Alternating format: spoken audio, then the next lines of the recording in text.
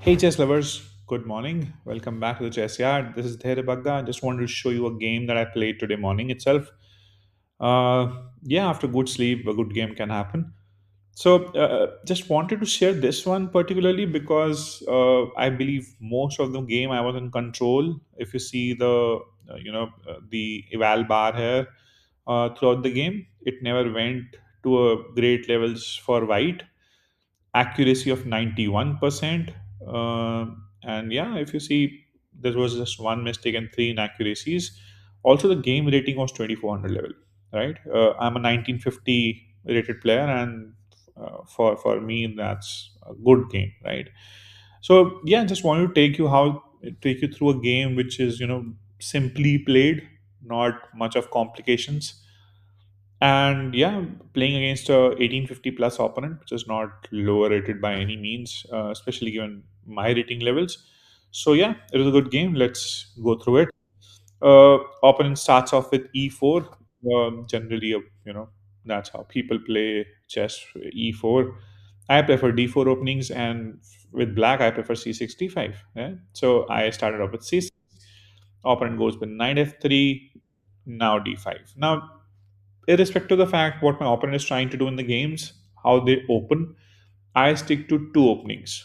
With white, I just go with d4, uh, and then with black, I always go for c6 and d5. Right, so that is my standard response. How it has helped me is that you are able to calculate, evaluate, and you go through so much of variations over the time when you play. Stick to one opening in particular, that you get to have that nag of understanding where you are losing out, what are those tactics that can come across, right? So you are able to solidify your opening with time.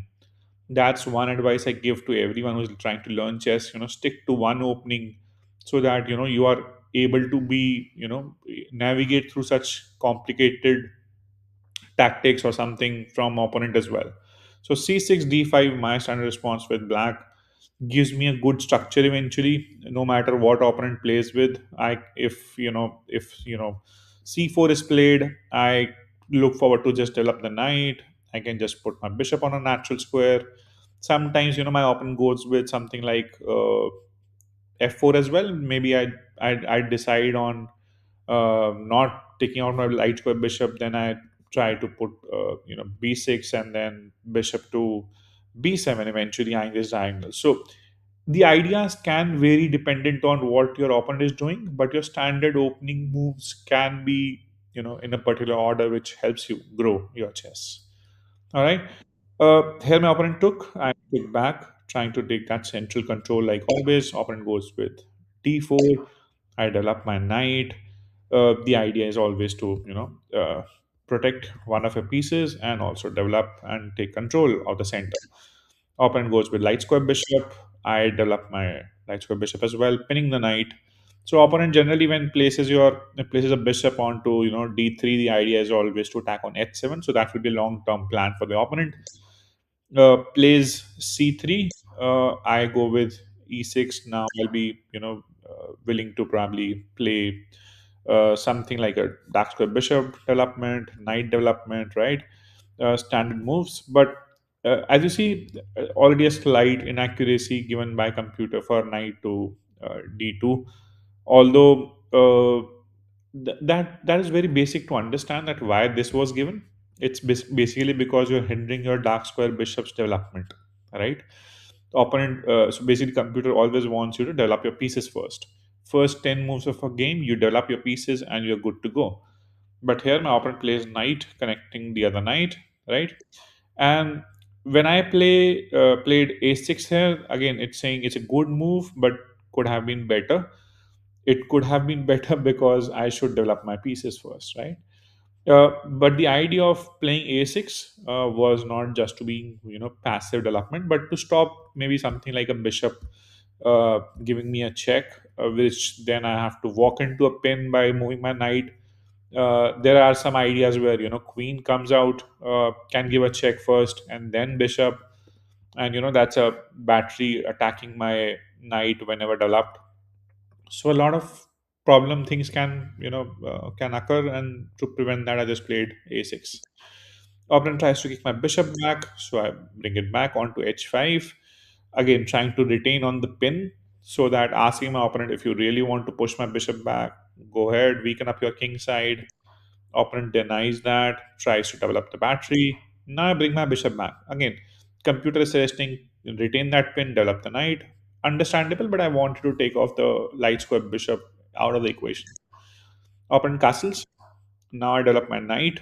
Again, I'm maintaining that tension, waiting for opponent to make a mistake, or just take and open up my h file, which will be helpful for me in the long run. Opponent goes for a3, again trying to stop my. I think that was a passive move, because I was not even getting my bishop onto b4, because it's already protected. Maybe for the long run, the opponent thought that it might be helpful. I develop my rook to c8, the idea being in front of the queen. So just in case this knight moves away, I have a tactic to take the pawn. And once this is taken, queen is under attack. You cannot take back because of this pin eventually. Opponent takes here. I take back. So bishops are off the board. Light square bishop, which was developed for opponent, is gone. Both of us have not developed our dark square bishop. I also haven't castled yet. Opponent is castled, but still the eval is equal, right? Despite not putting my king to safety, because as of now the king is safe in the center as well, right? There's no problems.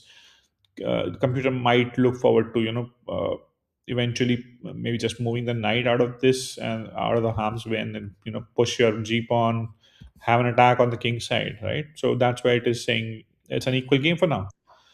I went for b5 here. Generally, when I play b5, my agenda is either to put my knight, onto first a5, and then plant it onto c4. That's a way of playing which I prefer, so that I'm taking care of the queen side first. Maybe then put up my bishop and castle, so that there is no breakthrough happening. There are no weaknesses.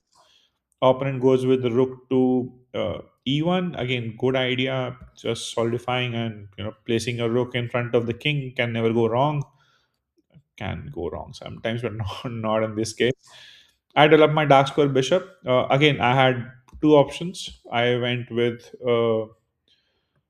e7 for now. I felt this was better at that point in time, not just intuitive. Opponent goes back with the knight to f1.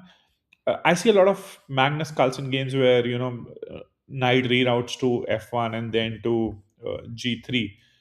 Uh, it's a good way of resource utilization as far as Magnus is concerned, but at our rating level, I doubt it makes sense, or at least I don't understand that part for now. One day, if I do, I will definitely let you all know. So I just went with my plan of just planting the knight onto c4 eventually. Opponent goes back with the knight, uh, so that I at least cannot put my knight uh, on either squares. Wherever I put, the opponent can take back. I could have waited here. Actually, I did. I didn't realize that. Computer suggesting just plant and exchange it. I first castled here. Opponent puts the knight onto g3, as generally Magnus would do, but Magnus has logics. Then I place my dark square bishop onto d6, attacking that knight. If you see here, knight is not doing much because of this pawn at g6. All these squares for the knight are kind of taken away with my pawn. So I think that's a passive knight. Whereas in Magnus games, this pawn is not here, so it can always jump around. So that's a different structure. Structure of the pieces is also important. Uh, Here, my opponent tries to finally get my knight kicked away, or maybe planted and then traded. I went ahead with knight to c4. It gets taken off. I took back with the pawn. Uh, if you see here, it's 1.1 evaluation as soon as my opponent takes, and meeting with the pawn loses zero point 0.5 evaluation in computer's eyes. But I felt this was again decent. Still, black is in advantage position. I wanted to just ensure that my opponent is feeling suffocated with my pawns. This is long term good pawn chain, which can be helpful in an end game. Opponent goes with queen maneuvering, had to save the queen, of course. I also double up this battery, create this battery, so that I can take this knight out of the equation. Maybe uh, bishop is developed. I take the knight, and it is considered as a great move as well. Um, I don't know why it is great, but yeah, I took it. My idea was if my opponent takes with the queen, I can take and then plant my knight, which attacks the pawn. Bishop attacks the pawn, attacks another pawn, and looks good square for the knight to be there. Opponent takes back with the pawn, which means now I can still go ahead with my plan, which is moving the knight ahead. If you notice now, g3 is weak, being attacked twice, so the opponent would be saving it, and they save by playing bishop, attacking the queen as well. So it's a great move. I just maneuver my queen out of the harm's way. So my idea here was then I can start, maybe pushing the pawns forward, and then a queen is on a decent diagonal in the long run. Opponent goes with a rook defending the pawn which was already defended, so that's why it's an inaccuracy. Opponent is wasting time, so now it's 1.9 eval in favor of black. And now I find a great move as per computer by placing g5, asking the bishop to be taken away from the square for now, goes back one square. I now start pushing my f pawn, f5. F5 does two things. One, in future I can push this forward, ask for trades to happen, right? I can also do a rook lift, which looks scary at sometimes, right? The opponent moves the king, and I thought, okay, let's go for the rook lift because now the king is on the h file. I have an access to the h file. Why not go there? Opponent goes with bishop back, you know, uh, to f2. Just the idea of defending this pawn further, maybe didn't make much sense. Maybe the opponent was even looking forward to a rook sacrifice. In Levy's terms, sacrifice the rook, but that didn't happen. I maneuver my rook further to h6 as my plan.